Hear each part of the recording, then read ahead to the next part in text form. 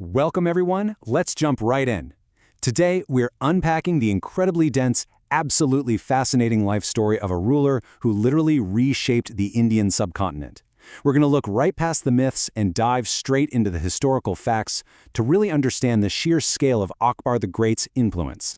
So let's kick things off with what is basically history's ultimate underdog story. How exactly does a vulnerable 13-year-old kid, born while his family was literally desperately fleeing for their lives, rise up to become Jalaluddin Muhammad Akbar, a name that's basically synonymous with absolute power and monumental empire building?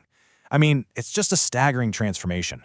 To wrap our heads around this massive legacy, we're going to trace his life through 6 key eras: his early years in the throne, consolidating the empire, Rajput diplomacy and battles, his administration and Din-i Ilahi, the 9 jewels of his court, and finally his later years and legacy.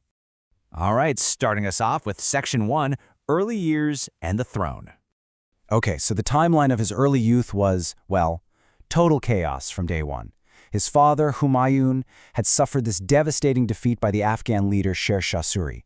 Because of that, Akbar was actually born in exile at Umar Kot in 1542, and he spent his entire childhood just on the run with these fleeing caravans. Now, by the time his dad finally managed to reclaim the Mughal Empire in 1555, you'd think things would settle down, right? Nope.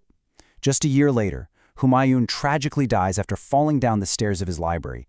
Instantly, the crown is thrust onto young Akbar. He was only 13 years old. But here's the thing. Behind this boy king stood a truly towering figure.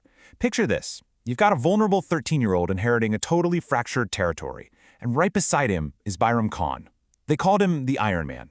He was a brilliant general, an astute politician, and a fiercely loyal friend to Humayun. Bayram Khan stepped up to protect Akbar, and for the first 5 years, he was the one holding the reins. He provided this absolute shield around the young king and kept the whole empire from just completely collapsing. Moving on to Section 2, Consolidating the Empire. To really grasp what they were up against, consider the sheer disadvantage the Mughals faced at the Second Battle of Panipat in 1556. Akbar and Bayram Khan marched in with maybe 20,000 troops. Facing them? Hemu, a general who had just seized Delhi, boasting 30,000 soldiers, devastating cannons, and a terrifying wall of 500 war elephants. I mean, Hemu's elephants were literally tearing through the Mughal lines. Defeat seemed absolutely certain. But then, an incredibly lucky, completely stray arrow struck Hemu right in the eye. He fell unconscious. His army completely lost its nerve and ran, and history shifted on a dime. That victory permanently secured the Mughal foothold in India. But Akbar wasn't going to rely on luck forever. As he grew up, he took full control from Bayram Khan. And if you want to understand Akbar's own sheer military brilliance and his mind for logistics, just focus on this one number: 600 miles. During the Gujarat campaign, a massive rebellion broke out. Akbar's response? He mobilized his army and marched them a staggering 600 miles from Delhi to Gujarat in just 3 days. The enemy was caught completely off guard by this blinding speed. It was totally unprecedented, and it proved once and for all that Akbar wasn't just a figurehead, he was a tactical mastermind. Let's dive into Section 3, Rajput Diplomacy and Battles. Now, you have to remember, the Rajputs of Rajasthan were legendary for their bravery and their fierce independence. Akbar knew that swords alone just couldn't win their hearts, so he used a highly sophisticated 3-pronged strategy. First up, diplomacy and marriage. He famously allied with Raja Barmal and married the Rajput princess Jotabai. Second, inclusion. He didn't just conquer them, he elevated loyal Rajput leaders, like Raja Man Singh, to the very highest military ranks in the Mughal army. But third, and make no mistake about this, if diplomacy was rejected, Akbar deployed relentless, overwhelming military force. And that brings us to the really devastating reality of when diplomacy failed. We have to impartially look at the tragedy and incredible scale of the 1567 siege of Chittorgarh.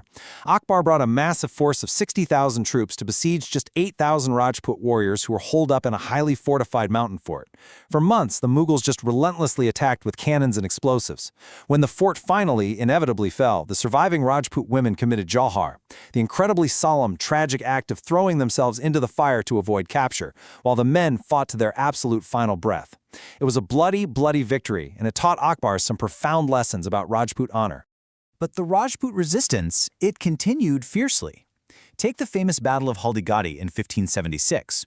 Akbar actually sent his loyal Rajput commander Raja Man Singh with a massive force of 80,000 men to subdue Maharana Pratap of Mewar, who commanded a fraction of that, just 20,000 men. Even with those crushing, overwhelming odds, Maharana Pratap fought valiantly.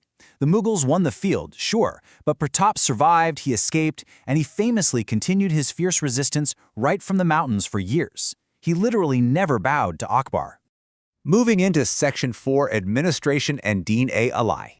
See, Akbar wasn't just a guy who swung a sword around and planted a flag. He completely restructured the government from the ground up to keep this ridiculously vast empire running smoothly. He introduced the Mansabdari system, which brilliantly standardized the military and the civil bureaucracy.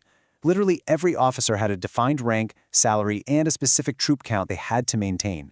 Through his finance minister, Todar Mal, he measured the land and organized a deeply systematic taxation system. He even set up clear police structures and organized judicial courts. It was, quite simply, a masterclass in statecraft. But his curiosity didn't stop at taxes and troops, extended way out into the spiritual realm. Akbar actually hosted weekly debates at his Ibadat Khana, inviting Muslim, Hindu, Jain, Zoroastrian, and Christian scholars to come and present their beliefs. After listening to all of them, he basically concluded that the foundation of every religion was the same: morality, justice, and spirituality. So he introduced Din-i Ilahi. It wasn't a forced religion, but rather a spiritual system blending the best moral elements of all faiths, focusing entirely on peace, loyalty, and tolerance. It didn't catch on super widely with the public, but man, it was an incredibly progressive vision for a 16th century monarch. All right, Section 5, the 9 Jewels. Akbar's greatness was seriously amplified by the brilliant minds he kept around him. These were the Navaratnas, the 9 jewels of his royal court. Just think about this roster of absolute talent. You had Birbal providing unmatched wit, philosophy, and advice. You had Tansen, this legendary musician whose melodies were literally said to be able to summon rain or light fires. Abul Fazl, the historian who meticulously documented the entire reign. The military genius of Raja Man Singh, and the poetic brilliance of Abdul Rahim. Plus, experts in medicine, architecture, and math. Akbar turned his court into this vibrant, shining epicenter of culture and intellect. And that brings us to our final chapter, Section 6, Final Years and Legacy. Now, here's a tragic irony for you. After subduing vast kingdoms and fighting off fierce external enemies, his greatest headache came from his own beloved son, Salim, born of the Rajput princess Jodhabai. Salim grew up immensely talented, but unfortunately he fell into severe addiction to wine and eventually gravitated toward outright, open rebellion against his aging dad. The empire that Akbar had spent his entire life building was suddenly threatening to just tear itself apart right from the inside. And this generational friction? It's perfectly immortalized in the legend of Anarkali. As the story goes, Salim fell hopelessly in love with a beautiful servant girl, Anarkali. Akbar, furious at this totally unacceptable match, reportedly ordered her to be buried alive in a wall.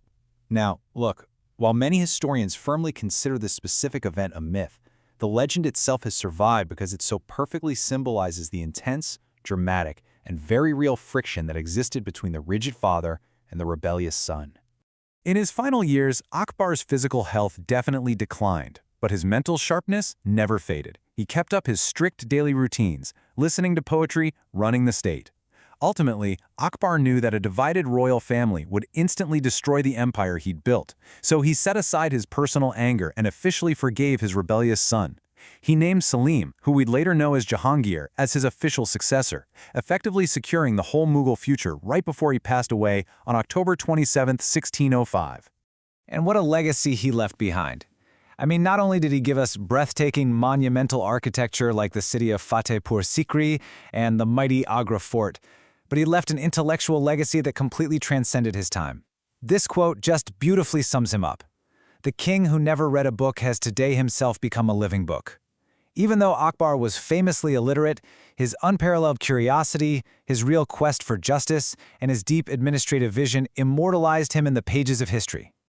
So, as we wrap up this explainer, I want to leave you with this final thought to ponder. We've seen his brilliant tactics out on the battlefield, and we've seen his incredible structuring of government and society. But which of these truly earned him the title of the Great? Was it the sword, or was it the pen of his administration?